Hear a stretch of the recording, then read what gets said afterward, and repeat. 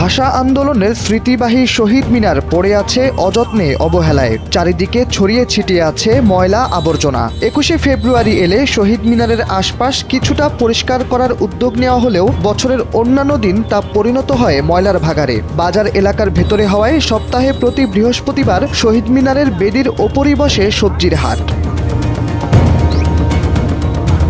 নেত্রকোনার কমলাকান্দা উপজেলার নাজিরপুরে ভাষা শহীদদের স্মরণে নির্মিত এই স্থাপনাটির এখন বেহাল দশা। সরেজমিনে গিয়ে দেখা গেছে শহীদ মিনারের বেদির ওপর বসেই সবজি বিক্রি করছেন ব্যবসায়ীরা। দীর্ঘদিন ধরে এমন অবস্থা জারি থাকায় ক্ষোভ প্রকাশ করেছেন সাধারণ মানুষ।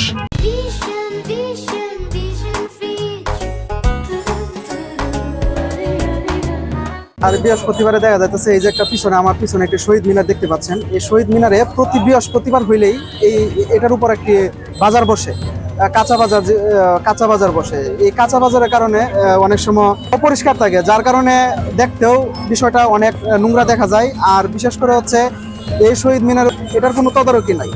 যদি তদারকি থাকতো তাহলে এই শহীদ মিনার অনেক পরিচ্ছন্ন থাকতো। তবে সবজি বিক্রেতারা বলছেন ভিন্ন কথা। তাদের দাবি এটি 2-1 দিনের কোনো ব্যাপার নয়, বছরের পর বছর ধরেই তারা এখানে সবজি বিক্রি করে আসছেন।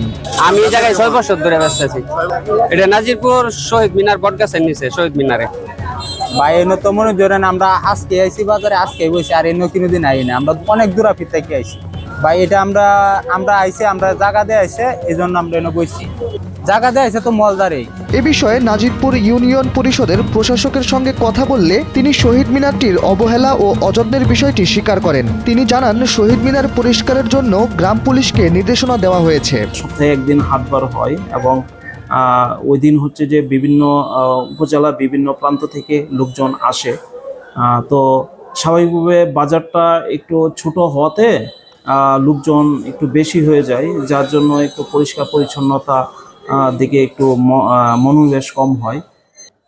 তো আমি এই বিষয়টা আমি অলরেডি নির্দেশনা দিয়েছি যে আমার যে গ্রাম পুলিশ আছে যে এটা পরিষ্কার পরিচ্ছন্ন করার জন্য এবং মেরামত রং টং দেওয়ার জন্য। স্থানীয়দের অভিযোগ, শহীদ মিনারটির প্রতি স্থানীয় প্রশাসনের কার্যকর কোনো নজরদারি নেই।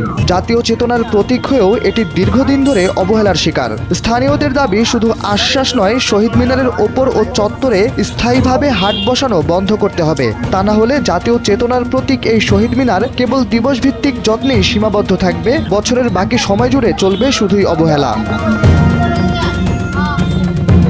শাহরিয়ার আহমেদ, NPB।